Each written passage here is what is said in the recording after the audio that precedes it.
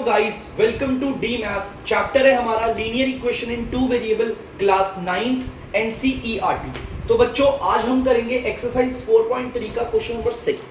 तो जल्दी से पढ़ते हैं। क्वेश्चन नंबर 6 क्या कह रहा है? If the work done by a body on application of a constant force is directly proportional to the distance traveled by the body, express this in the form of an equation in two variable and draw the graph of the same by taking the constant force as 5 unit। अब मैंने जो भी पढ़ा, आप में से काफी सारे बच्चों को काफी बोरिंग लगा होगा कि सर ये क्या पढ़ रहे हैं, इंग्लिश में समझ में नहीं आ रहा। यहाँ पर ना हमारा साइंस का एक रूल है, एक फॉर्मूला है, एक कानून है जिसे मैं आपको समझाता हूँ बहुत अच्छे से। ध्यान से सुनना, मैं आपको पहले एग्जांपल्स के जरिए समझाता हूँ जिससे आपको ये आसान लगे और अच्छा लगे। ये क्या कहना चाहता है मैं आपको अपनी सरल लैंग्वेज में बताता हूँ।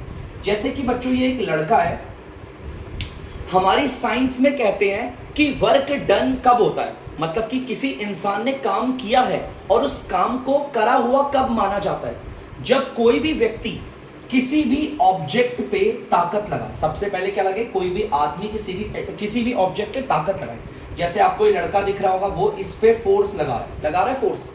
अगर कोई भी बॉडी किसी भी ऑब्जेक्ट पे फोर्स लगाती है, यहां पर ध्यान से सुनना बच्चों, फोर्स लगाने वाला है हमारा ये बॉय, और जिस पे फोर्स लग रहा है वो ये एक ऑब्जेक्ट है। जिस पे फोर्स लगाया गया, अगर वो अपनी जगह को छोड़कर कुछ दूर गया, डिस्टेंस को ट्रैवल करा, मान लो इस लड़के ने इस पे फोर्स लगाया और ये डब्बा खिसक के इधर आके, देख सकते हैं आपको, है ना? तो जिस पे फोर्स लगाया गया है, क्या उसने अपनी जगह बदली? उसने डिस्टेंस को ट्रैवल किया? अगर किया है तो आप बोलोगे ये है वर्क डन। इसका मतलब इस लड़के ने काम किया है, ये वर्क डन है। चलिए एक और बताता हूं मैं आपको समझाने के लिए, टेंशन नहीं लेने का, ठीक है बच्चों। लेट सपोज यहां पर मैं एक लड़की को ले लेता हूं, ठीक है? यहां पर अब एक लड़की है, ये भी एक ऑब्जेक्ट पे फोर्स लगा रही है। ध्यान से सुनना, इस लड़की ने भी इस ऑब्जेक्ट पे ताकत लगाई, लेकिन ताकत लगाने के बाद भी ये ऑब्जेक्ट डिस्टेंस ट्रैवल नहीं कर रहा। माने कि ये लड़की इस डब्बे पे ताकत तो लगा रही है, लेकिन ये डब्बा अपनी जगह से हिल नहीं रहा। इसका मतलब क्या है? लड़की ने फोर्स भी लगाया और ऑब्जेक्ट पे फोर्स भी लगा, लेकिन ऑब्जेक्ट डिस्प्लेस या फिर डिस्टेंस ट्रैवल नहीं कर रहा है। तो ऐसे में इसे वर्क डन नहीं माना जाएगा। साइंस के अकॉर्डिंग इस लड़की ने कुछ भी काम नहीं किया। साइंस तो तब ही काम मानेगी, मान लीजिए तुम यहां पर पूरी जान लगा रहे हो गाड़ी पे ताकि गाड़ी चल जाए, और ये जो तुम हो, ये तुम लोग हो, ये जो तुम गाड़ी पे ताकत लगा रहे हो तुम इस गाड़ी पे, ये जो तुम इस गाड़ी पे ताकत लगा रहे हो, 1.5 घंटे से तुम इस गाड़ी पे ताकत ही लगा रहे हो, खून पसीना सब निकल गया आपका, लेकिन गाड़ी ने डिस्टेंस ट्रैवल नहीं किया। गाड़ी जहां खड़ी थी वहीं खड़ी है। अब अगर हम नॉर्मल लाइंस में बात करें तो आप बोलेंगे, सुनते हो, अरे यार इस लड़के ने तो बड़ी मेहनत करी है यार, बताओ 1.5 घंटे से लगा पड़ा है, कितना मेहनती है, कितना काम करता है। लेकिन साइंस के अकॉर्डिंग इस बॉडी ने जिस ऑब्जेक्ट पे फोर्स लगाया है, वो ऑब्जेक्ट बिल्कुल भी डिस्टेंस ट्रैवल नहीं कर रहा, मतलब इसने कोई काम नहीं किया, बस झक मार रहा बैठ के।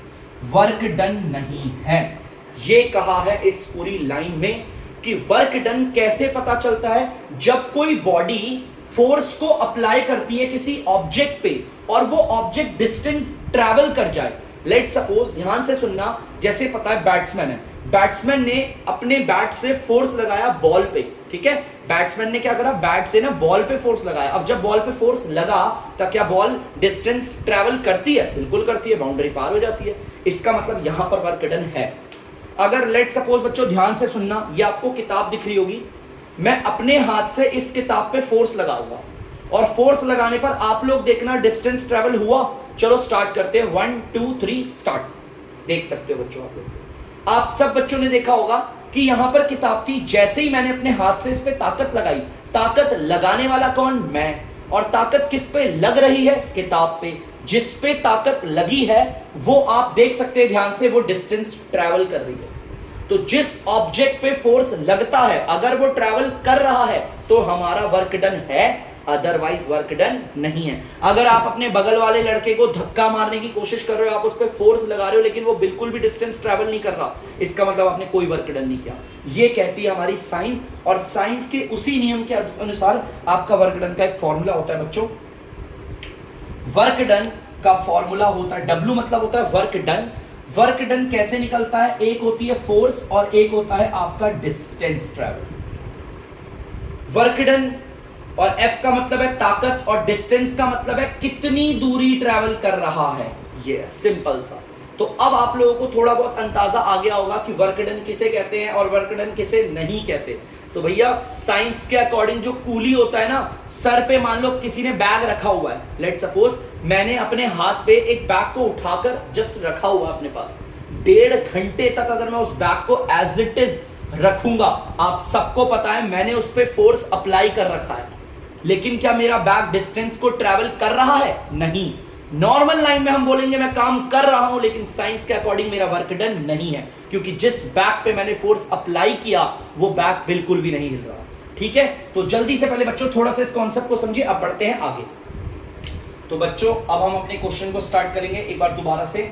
If the work done by a body, एक बॉडी वर्क डन कर रही है। अच्छा देखो, वो कह रहा है बॉडी जो है वो वर्क डन कर रही है, इसका मतलब हमारी बॉडी ने, ठीक है, हमारी बॉडी ने जो फोर्स लगाया है, देखो हमारी बॉडी जो फोर्स लगा रही है, ये फोर्स है, हमारी बॉडी जो फोर्स लगा रही है, वर्क डन बोल दिया है ना, देखो पढ़ो, if the work done by a body, अगर हमारा काम हो रहा है बॉडी के द्वारा, इसका मतलब अगर बॉडी इस ऑब्जेक्ट पे फोर्स लगा रही है तो ये डिस्टेंस ट्रेवल भी कर रहा होगा, है ना, तभी तो वर्क डन बोला गया है।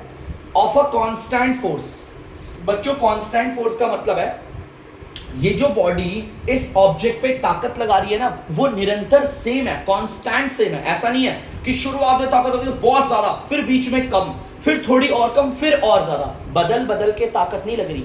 ये जो फोर्स लगाई जा रही है, ये जो बॉडी है वो इस ऑब्जेक्ट पे जो ताकत लगा रही है ना, वो कांस्टेंट है, इसका मतलब वो निरंतर सेम है, वो ताकत को बढ़ा घटा नहीं रहा, बराबर ताकत लगा रहा है इस पे।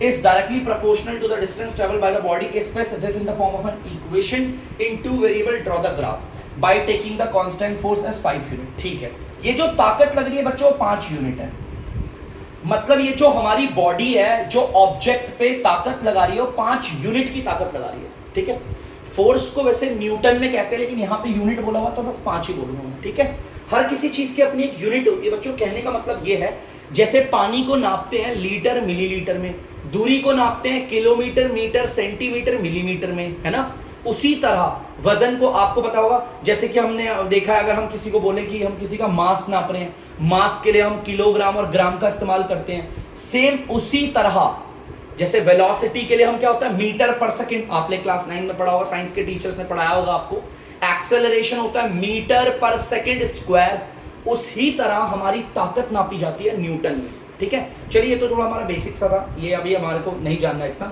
चलिए अब हम करते हैं, हमें इस पूरी के लिए एक इक्वेशन बनानी है। सबसे पहले यार मुझे तो यहाँ पे 2 चीजें पता होनी चाहिए। ठीक है, क्या? लेट,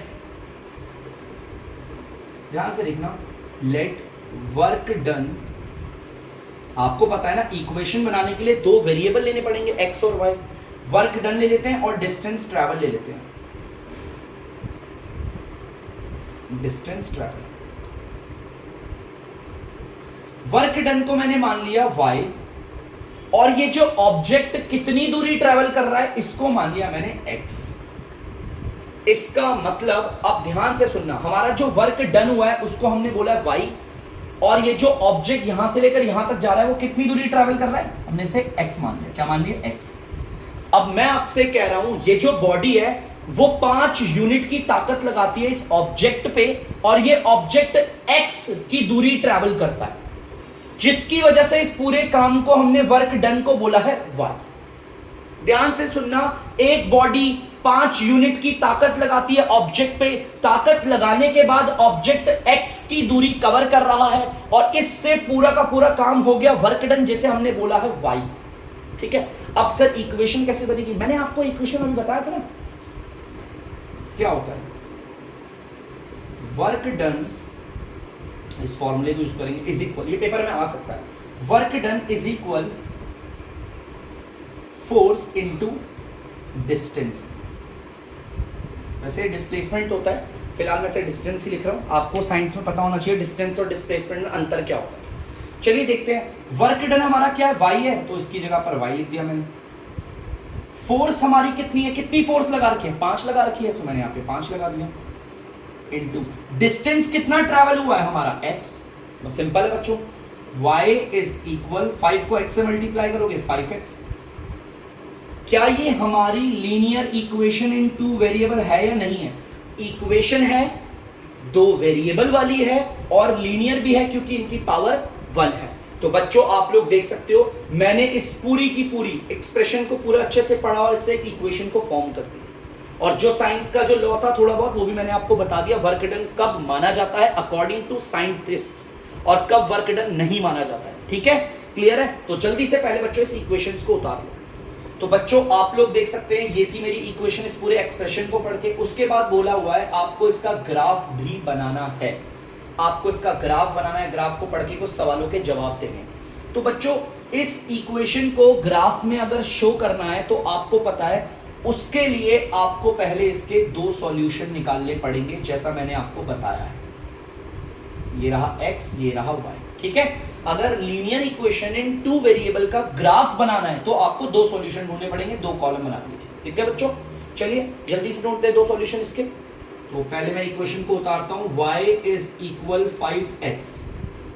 बेटा आप इन दोनों में से किसी एक वेरिएबल की वैल्यू खुद से मानो, किसी एक की, ये बहुत जरूरी है। तो मैंने एक काम कर लिया, 5 की जगह x की जगह पर मान लिया 1।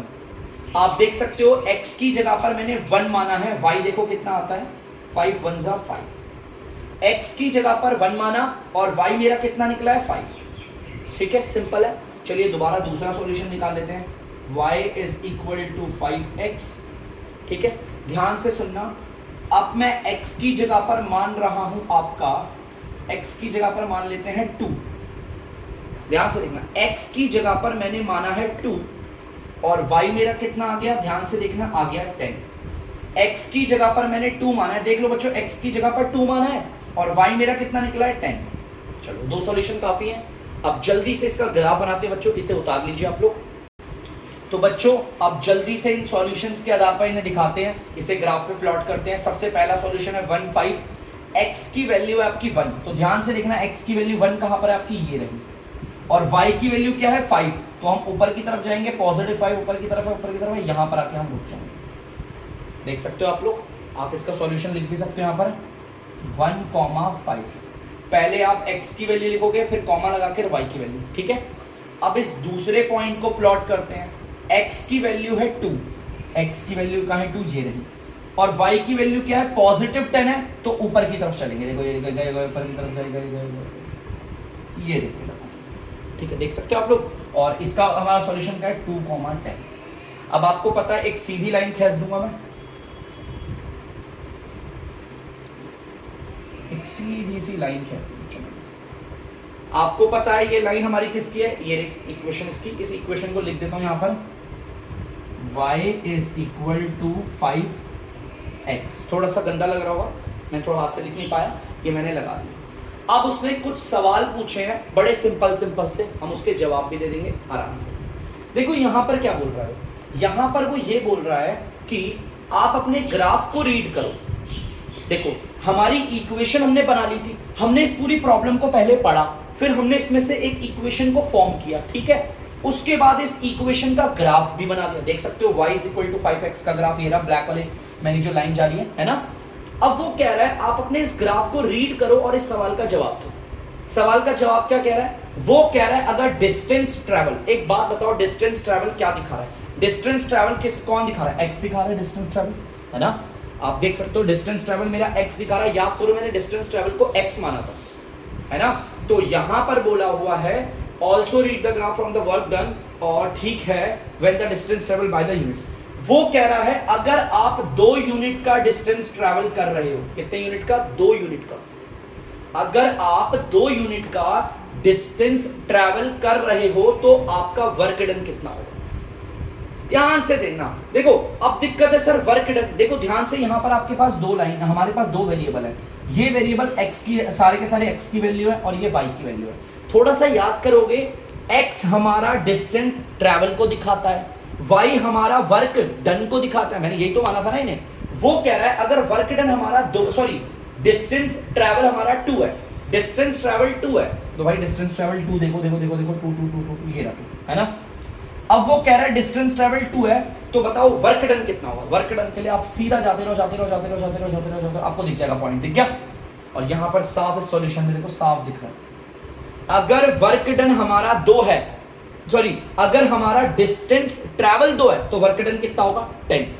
अब इस वाले का जवाब देखते हैं। देखो वो क्या कह रहा है, वो कह रहा है वर्क डन 0 है। Work done 0, work done x दिखाता है ना, वर्क डन 0 0 0 कहां ये रहा। अगर वर्क डन 0 है तो सॉरी अगर हमारा डिस्टेंस ट्रैवल 0 है तो हमारा वर्क डन भी कितना होगा 0। ये देखो 0,0। और अगर किसी बच्चे को ना जैसे कि ना इस ग्राफ में पढ़ने में दिक्कत होती है, जैसे इस ग्राफ से पढ़ने में दिक्कत हो रही है, तो मैं उसको एक और तरीका बताता हूँ, ध्यान से सुनना, जरा सा इसे मिटा देते हैं। अगर किसी को दिक्कत होती है ग्राफ से ढूंढने में, तो यहाँ सिंपल सा एक और तरीका है। आप इक्वेशन को उतारो और ध्यान से सुनो। x आपको बताता है किसके बारे में, एक बार मैं लिख देता हूं, आप लोग भूल जाएंगे तो, डिस्टेंस ट्रैवल, है ना। और y आपको बताता है वर्क डन, ठीक है। ग्राफ में पढ़ के समझ में नहीं आता तो यहां पर साफ से देखिए, यहां पर तो और इजीली आ जाएगा। वो कह रहा है आपका डिस्टेंस ट्रैवल कितना है 2, डिस्टेंस ट्रैवल आपको 2 दे दिया है, ठीक है। तो जहां पर डिस्टेंस ट्रैवल x है वहां पर 2 लगा दिया 2, तो खुद देख लो आपका वर्क डन कितना होगा 10। इसका आंसर कितना है 10। अगर हमारा डिस्टेंस ट्रैवल अगर हमारा 2 हुआ तो वर्क डन 10 आएगा। चलो अब ये वाला भी देख लेते हैं। अब वो कह रहे हैं बच्चों एक बार इसे देख लीजिए जल्दी से, चलिए अब इसे हटाता हूं मैं, सुनना ध्यान से। अब वो कह रहा है आपका डिस्टेंस ट्रैवल कितना है 0। भाई देखो डिस्टेंस ट्रैवल ये है ना, अब इसे 0 मान लिया, डिस्टेंस ट्रैवल को 0 मान लिया। अब देखते वर्क डन कितना आता है, 5 0 0 0 आ गया। अगर डिस्टेंस ट्रैवल 0 है, थोड़ा समझो, अगर ऑब्जेक्ट ने दूरी ही ट्रैवल नहीं करी तो वर्क डन कोई माना जाता है। तो डिस्टेंस ट्रैवल अगर 0 था तो वर्क डन भी क्या आएगा 0 ही आएगा, ठीक है। देख सकते हो, अगर ग्राफ से क्लियर नहीं होता है तो आप ऐसे भी क्लियर कर सकते हो, खुद को जल्दी से उतार लीजिए। तो बच्चों आप लोग देख सकते हैं क्वेश्चन नंबर 7, जल्दी से इसे पढ़ते हैं। Yamini and Fatima 2 students of class 9th of a school. बेटा यहां पर बोला है 2 लड़की है, एक है यामिनी एक है फातिमा, ये दोनों कक्षा 9वीं की छात्र है, एक ही स्कूल में पढ़ते हैं। Together contributed 100 rupees toward the prime minister relief fund to help the earthquake victim. बेटा ये जो क्लास 9 की 2 लड़कियां है ना, यामिनी और फातिमा, इन दोनों ने मिलकर 100 रुपए जमा करे हैं और कहां डोनेट कर दिए, प्राइम मिनिस्टर रिलीफ फंड। बेटा ये प्रधानमंत्री द्वारा एक ऐसा रिलीफ फंड है जिसमें आप लोग भी पैसा डोनेट कर सकते हो, क्योंकि इसमें जो भी पैसा दिया जाता है ना, ये मतलब जो बेचारे बहुत परेशान लोग होते हैं ना उनकी मदद करते हैं। देखो प्राइम मिनिस्टर रिलीफ फंड में इन्होंने पैसा क्यों डाला, ताकि ये अर्थक्वेक विक्टिम की मदद कर सके। अर्थक्वेक विक्टिम मतलब जैसे किसी के यहाँ अर्थक्वेक आया, उसको नुकसान हो गया, उसका घर टूट गया, बेचारे को चोट आ गई, बड़े दिक्कत में है, वो लोग जो अर्थक्वेक से, धरती के फटने से जो अर्थक्वेक आता है ना, उसमें जो परेशान हो गए थे बेचारे, जो उसके विक्टिम्स रहे हैं, उन लोगों को थोड़ा पैसा देने के लिए उन्होंने प्राइम मिनिस्टर रिलीफ फंड में पैसा डाला, ठीक है। तो क्लियर है, क्लास 9 की 2 लड़कियां यामिनी फातिमा दोनों कुछ ना कुछ पैसे जोड़ रही हैं, और जोड़कर कितने रुपए जमा करे उन्होंने 100 रुपए। क्या पता यामिनी 30 रुपए दे रही हो, फातिमा 70 रुपए दे रही हो, क्या पता यामिनी 50 और फातिमा 50, ये दोनों कितना कितना कर रहे हैं कंट्रीब्यूट ये नहीं पता, लेकिन दोनों ने मिलकर 100 रुपए करे और प्राइम मिनिस्टर रिलीफ फंड में डाल दिया ताकि अर्थक्वेक वालों की मदद हो जाए। क्लियर है पक्का। अब वो कह रहा है आप लीनियर इक्वेशन बताओ इस पूरे डेटा से, ठीक है। हमें बुक में बोल भी रखा है, चलो एक चीज बता रखी बुक में, मैंने लिखी नहीं। लेट, आपको पता है इक्वेशन बनाने के लिए हमें x चाहिए और y चाहिए, है ना। हमारे पास लड़कियां भी 2 हैं, कोई टेंशन नहीं। यामिनी का जो कंट्रीब्यूशन है, लेट यामिनीज कंट्रीब्यूशन, मतलब यामिनी ने कितने रुपए दिए उसको हमने मान लिया x। हम मान लेते हैं यामिनी ने कितने रुपए दिए होंगे x, और फातिमा के कंट्रीब्यूशन को हम मान लेते हैं आपका y। अब हमें पता है यामिनी ने दिए हैं x रुपए और फातिमा ने दिए हैं y रुपए। अब इक्वेशन आराम से बन जाएगी, यामिनीज कॉन्ट्रीब्यूशन प्लस फातिमास कॉन्ट्रीब्यूशन। तो आप सबको पता है भाई, कुछ पैसे यामिनी ने दिए, कुछ पैसे फातिमा ने दिए, और दोनों के जोड़ के कितने रुपए बन रहे थे? 100 रुपए। 100 रुपए बन रहे थे। क्वेश्चन ने बोला था यामिनी की कंट्रीब्यूशन को हमने x माना है, प्लस फातिमा की कंट्रीब्यूशन को हमने y माना है, इक्वल की जगह इक्वल आ गया 100। आप देख सकते हो हमने इस पूरे डेटा से इक्वेशन को फॉर्म कर लिया। ठीक है, हमने इस पूरे डेटा को पढ़ा और उससे इक्वेशंस को बना भी लिया इतना इजीली। और हमें क्वेश्चन में हिंट में बोला हुआ था कि यामिनी के जोड़े हुए पैसे को मान लो x और फातिमा के जोड़े हुए पैसे को मान लो y। ऐसा बोला भी था, हिंट दिया था, लेकिन पेपर में जरूरी नहीं है आपको हिंट आएगा। ठीक है, तो इसलिए आपको ध्यान रखना है, जल्दी से उसे उतार दीजिए। तो बच्चों अब इसका ग्राफ दिखाते हैं। जैसा आपको पता होगा, अगर आपको इस इक्वेशन का ग्राफ बनाना है तो पहले आपको इसके दो सॉल्यूशन ढूंढने पड़ेंगे।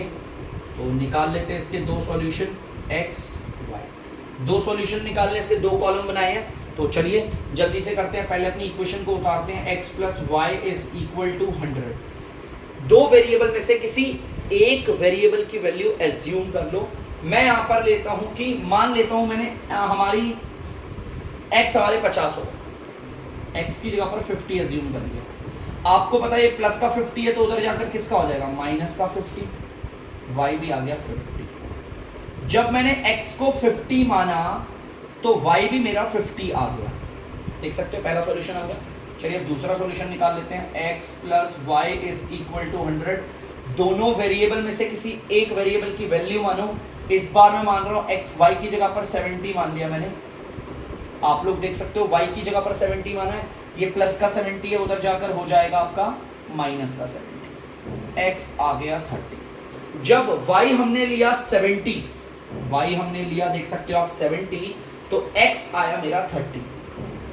चलिए अब इन दोनों सॉल्यूशंस को प्लॉट करते हैं। देखो ये 50,50 है, x भी 50 y भी 50। तो चलो देखते हैं x 50 कहां पर है, देख सकते हो ये रहा, और y हमारा देखो क्या 50 है ना, पॉजिटिव, तो ऊपर की तरफ जाएंगे जाएंगे जाएंगे और ठीक यहां पर रुक गए। शायद से मेरा ऊपर नीचे हो सकता है बच्चों, थोड़ा गलत भी हो सकता है, आपको बोर्ड पे दिखेगा शायद से।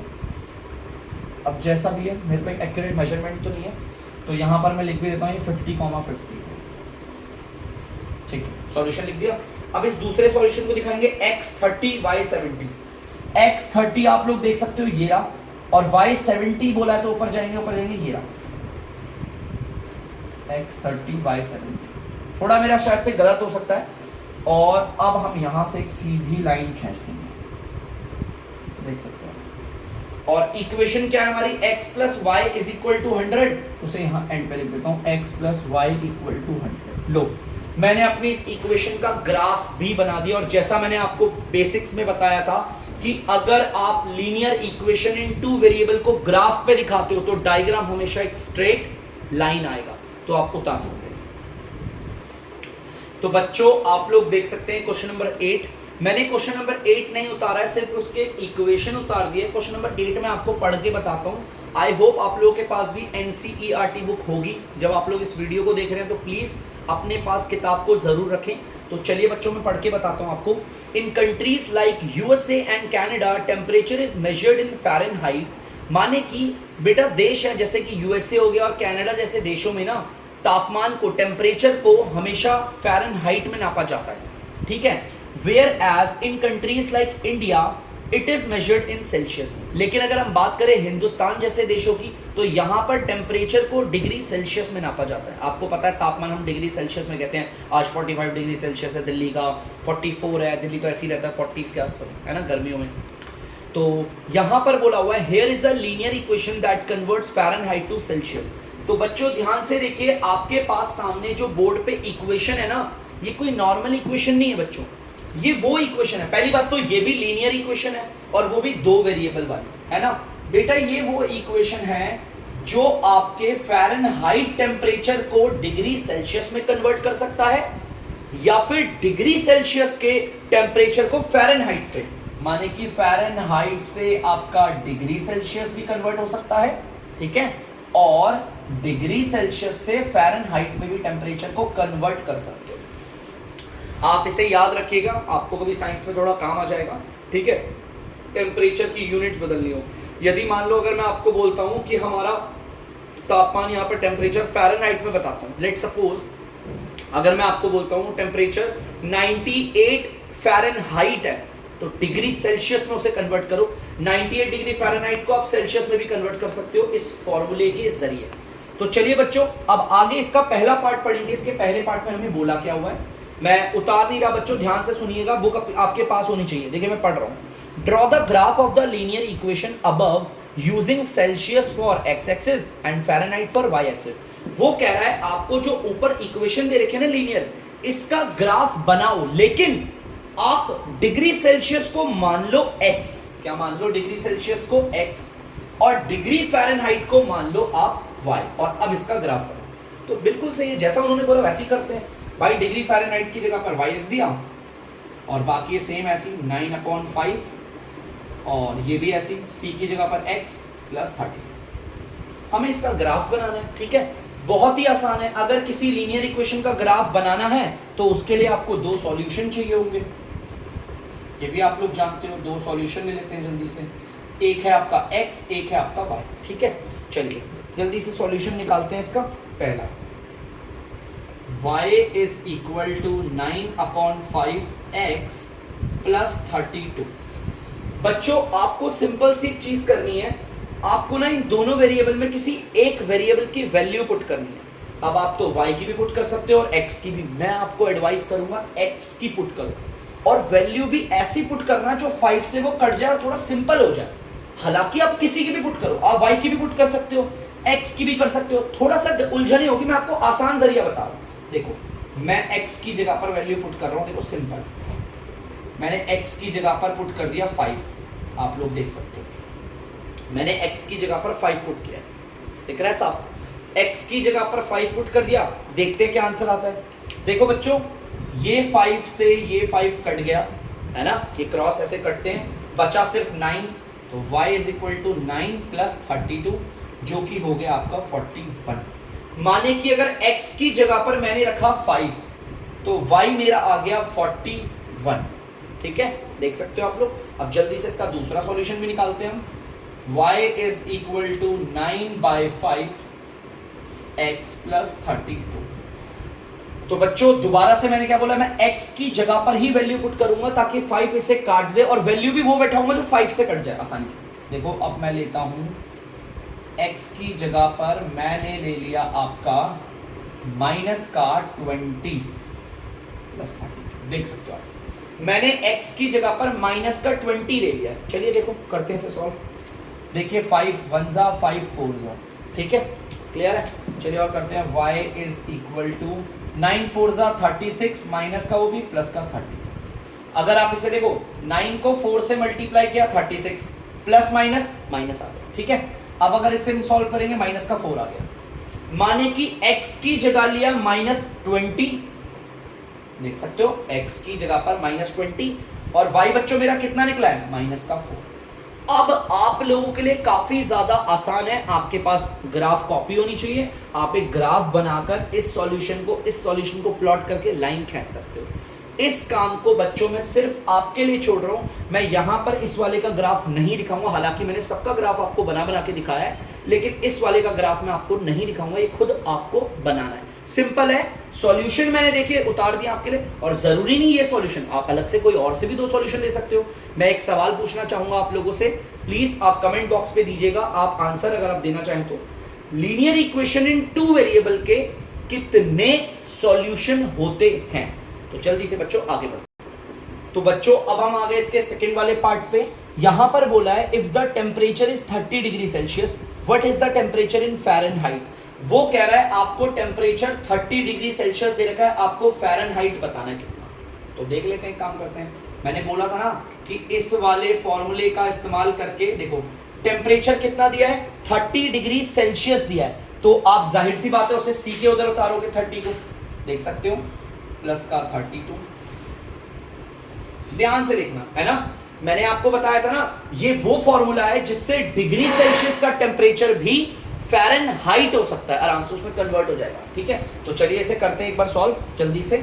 देख सकते हो ये 5 से कट रहा है, 5 के टेबल से कट रहा है, देखो ये 6 बारी पे कट गया, ठीक है। चलिए और देखते हैं, F is equal to 9 6 54 plus 32, तो F इज इक्वल टू 4 2 6 5 3 8। इसका मतलब बच्चों सिंपल सा है, जिस टेम्परेचर को आप 30 डिग्री सेल्सियस बोलते हो, जो टेम्परेचर हमारा 30 डिग्री सेल्सियस है, एक्चुअली में फ़ारेनहाइट में उसे हम 86 डिग्री फ़ारेनहाइट कहते हैं। 86 डिग्री फ़ारेनहाइट और 30 डिग्री सेल्सियस बराबर है, ठीक है। ये नंबर्स को 30 86 को मत देखना, इनकी यूनिट भी तो अलग अलग है।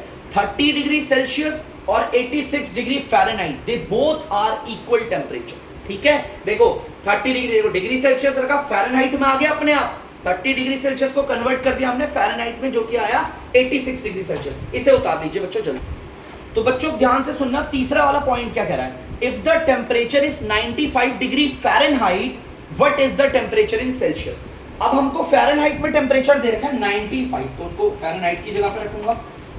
अब वो कह रहा है डिग्री सेल्सियस में बताओ, तो डिग्री सेल्सियस में निकालना है तो उसे ऐसे ही रखता हूं। देखो हमें टेम्परेचर डिग्री फ़ारेनहाइट में दे रखा है, अब सेल्सियस में कन्वर्ट करना है, तो देखो ध्यान से, आपको पता है ये प्लस का 32 है, पहले इसी को भेजेंगे, वो उधर आके माइनस का हो जाएगा, तो यहाँ पर यही रहेगा सिंपल। तो इसमें से 5 में से 2 गया 3, और 9 में से 3 गया 6, और ये आ गया 9/5 और 6। आपको पता है यहाँ पर 9 हो रहा है मल्टीप्लाई और 5 हो रहा है डिवाइड, ठीक है।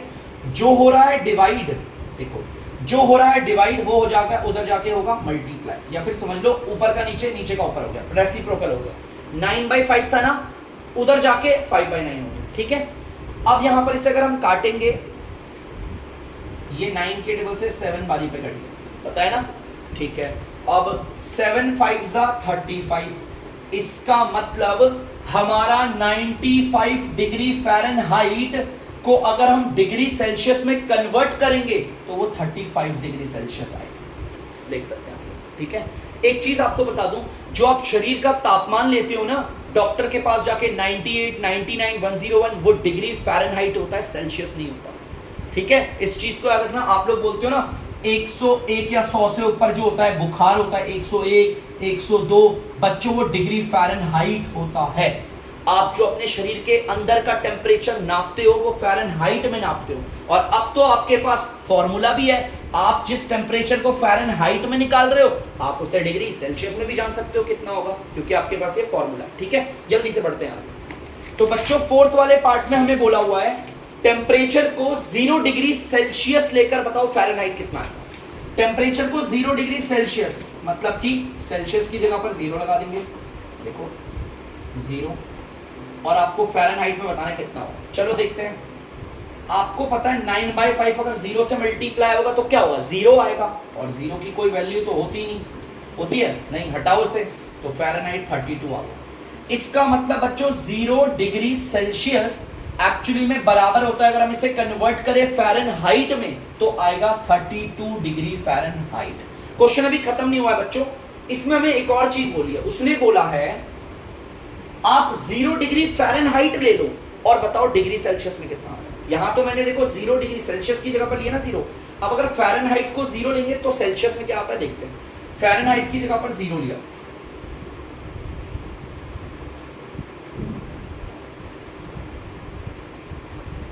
आप देख सकते हो सेम है, बस फ़ारेनहाइट की जगह पर 0 ले लिया। चलो चेक करते हैं। आपको पता है प्लस का 32 उधर जाके माइनस का 32 हो जाएगा, और ये जो 9/5 है ऊपर उधर जाके 5/9 हो जाएगा। इनको मल्टीप्लाई करोगे 5 2 10, 5 3 15, 1 16, ये आ गया। माने कि 0 डिग्री फ़ारेनहाइट को अगर हम डिग्री सेल्सियस में कन्वर्ट करेंगे तो वो आएगा माइनस का 160/9 डिग्री सेल्सियस, ठीक है बच्चों। तो जल्दी से इसे उतार लीजिए। तो बच्चों आई होप आप लोगों ने इसे उतार दिया होगा, और फिफ्थ वाला पार्ट मैं आपको समझा रहा हूं, और वो मैं आपको घर के होमवर्क के लिए दूंगा। Is there a temperature which is numerically the same in both Fahrenheit and degree Celsius, if yes find it. आपको कोई ऐसा टेम्परेचर बताना है जो डिग्री सेल्सियस और डिग्री फ़ारेनहाइट में बराबर हो। देखो ये 0 डिग्री सेल्सियस है तो ये 32 डिग्री फ़ारेनहाइट है, दोनों न्यूमेरिकली अलग अलग है ना। यहां पर देखो 0 डिग्री फ़ारेनहाइट है तो वहां पर माइनस का 160/9 है।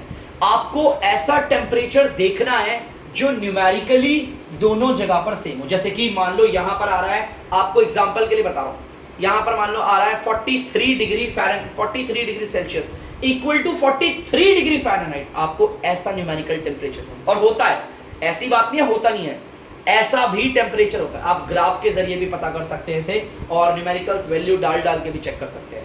ऐसा न्यूमेरिकल टेम्परेचर जो डिग्री सेल्सियस में और डिग्री फ़ारेनहाइट में बराबर आए। मैंने थोड़ा बता भी दिया, आपको एक हिंट के लिए दे देता हूं, 35 से लेकर 45 के बीच में सर्च कर लीजिएगा, बस इससे ज़्यादा और कोई हेल्प नहीं कर सकता। तो बच्चों अब मैं लेता हूं आप लोगों से अलविदा। तब तक के लिए बच्चों, अगर आपको डीमैथ्स की वीडियो पसंद आ रही है तो वीडियो को लाइक करें, शेयर करें और चैनल को सब्सक्राइब करें। बाय।